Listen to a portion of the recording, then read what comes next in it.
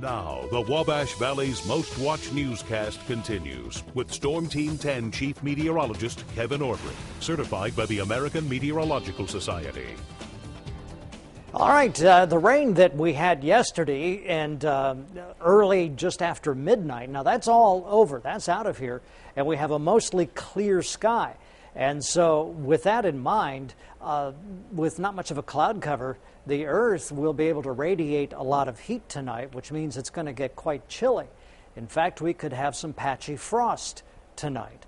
And those of you who have tropical plants and things like that, probably time to think about bringing them in, because this will not be the only cold night this week.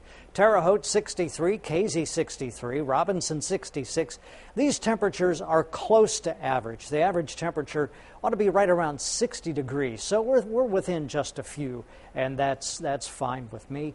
Terre Haute has a 30% relative humidity, 24% in Robinson, and Olney 22%. So what we have is a dry air mass sitting on top of us, and that's going to play a role in what happens during the day tomorrow. Wind speed right now is 5 miles per hour, 7 in Paris and Rockville 3. Robinson has a 6 mile per hour breeze.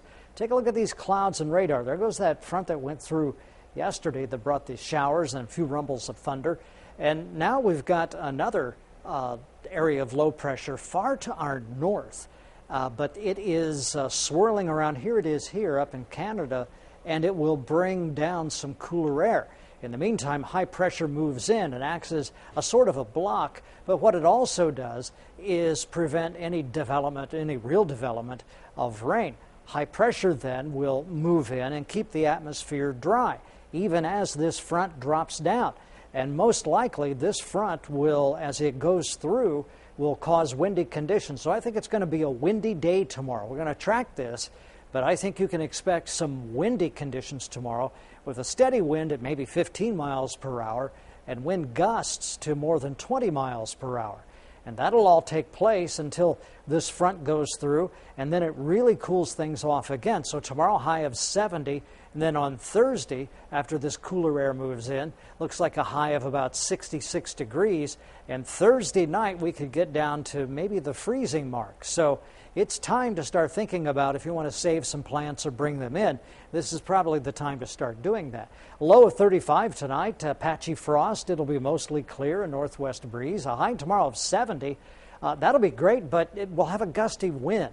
A steady wind of about 16, but a gusty wind to more than 20 miles per hour. 40 degrees for the overnight low tomorrow night, partly cloudy. Now, take a look at this. Thursday, 66 with a low Thursday night of 32 degrees.